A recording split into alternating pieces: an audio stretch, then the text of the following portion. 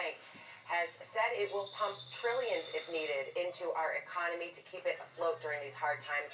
We will talk to Chairman Powell in just a moment. We look forward to that, but first let's get you caught up on the very latest. While most of us were sleep unanimously to pass that historic $2 trillion economic relief package, a House vote is expected tomorrow.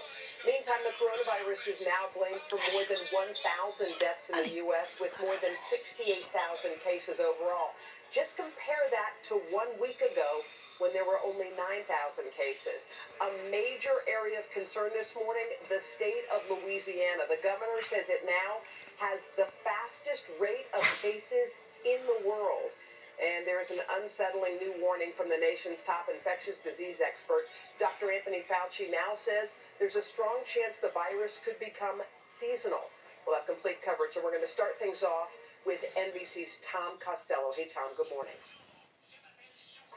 Hi, Hoda. Good morning to you. So that massive $2 trillion economic stimulus package now goes to the House. Even if the House passes it quickly, it could take some time to move its way through, and that means money ending up in American bank accounts could take a few weeks. However, the hope is that it will provide help for months. Meanwhile, the president right now reiterating his desire to get the economy moving by Easter.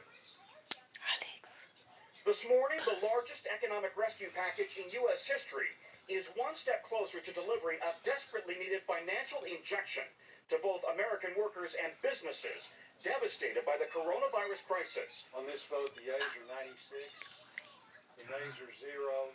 The Senate unanimously passing its version of the bill overnight. I'm proud to announce tonight not a single senator voted against this $2 trillion rescue bill. The measure includes forgivable loans for small businesses that would allow them to maintain workforces and cover other expenses like rent and utilities. $500 billion has been earmarked to help big businesses that have been crippled, like the airline industry. We need to get this money into the American economy and American workers. Ordinary Americans also getting help. Direct cash payments will be made to individuals making less than $99,000 a year and couples earning less than $198,000. New York Governor Andrew Cuomo says the massive rescue package does not do enough to help his state, which remains the epicenter of the outbreak in the U.S. It would really be terrible for the state of New York. Meanwhile, as the president calls for Congress to quickly pass the legislation, he's also calling for much of the country to reopen quickly. He hopes by Easter. We want to get back, and the people want to get back. We want to get our country going again. So how quickly should you expect to see the money in your bank account? Well, the hope is that they will use direct deposit. First of all, it has to go through the House. Then it has to be approved and signed by the president. Even in a fast-track situation, that will take the entire process of getting money directly deposited into bank accounts will likely take a few weeks. If you don't have direct deposit through the IRS, it will take a little bit longer for you to actually get a check. Savannah, hold it back to you. All right, Tom Costello leading us off. Thank you. Congress is not alone in stepping up to try and rescue this economy. The Federal Reserve, the nation's central bank, is taking emergency measures to help businesses and Americans alike, cutting interest rates, buying up hundreds of billions of dollars of debt, and offering trillions in loans to banks. And joining us now in a rare and exclusive live interview is Jerome Powell, who is chairman of the Federal Reserve. Mr. Chairman, good morning to you. It's good to have you with us. Good morning. Thank you, Savannah. Well, the Federal Reserve doesn't exactly print money, but as one writer put it, you do have the ability to conjure money out of thin air. My question to you is simple. Is there any limit to the amount of money the Fed is willing to put into this economy to keep it afloat? Is it a blank check? Savannah, we, in certain circumstances like the present, we do have the ability to essentially use our emergency lending authorities. And the only limit on that will be how much backstop we get from the Treasury Department. We're required to get full security for our loans so that we don't lose money. So the Treasury puts up money as we estimate what the losses might be. But essentially, the answer to your question, though, is no. We can continue to make loans, and really the point of all that is to support the flow of credit in the economy to households and businesses. So you're saying, no, it's not a blank check, but yes, you're prepared to spend an unprecedented amount. We certainly are. It's not a blank check in the sense that we are limited by the ability to take losses, but I would say that the number, effectively $1 of loss absorption of backstop from Treasury is enough to support $10 worth of loans. So really the answer is what's happened is all over the world investors have pulled back to very less risky things. That's understandable.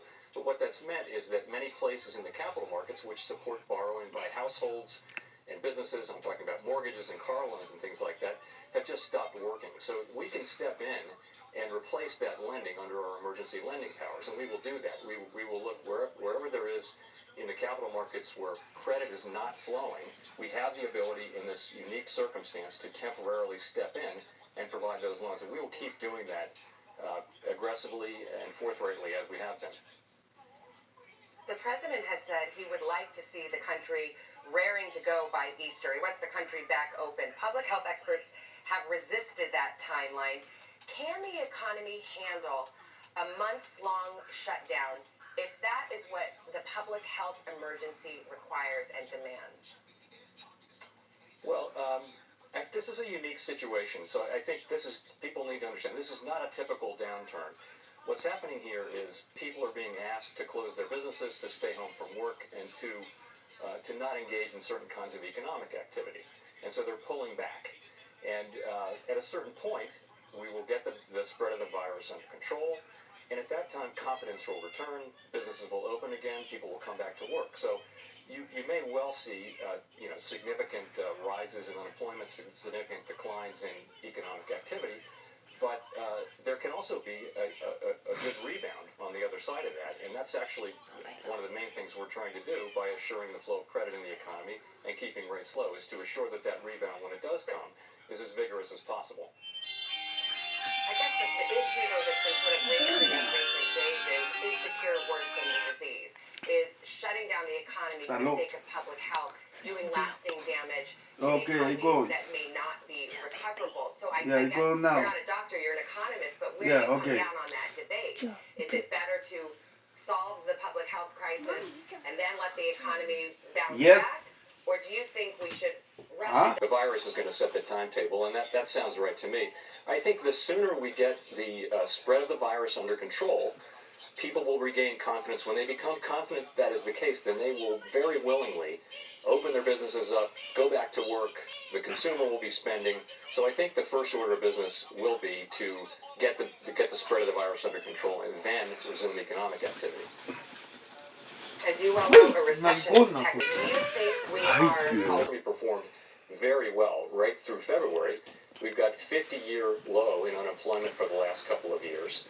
So we start in a very strong position. This isn't something that's wrong with the economy. This is a situation where people are being asked to step back from economic activity, close their businesses, stay home from work.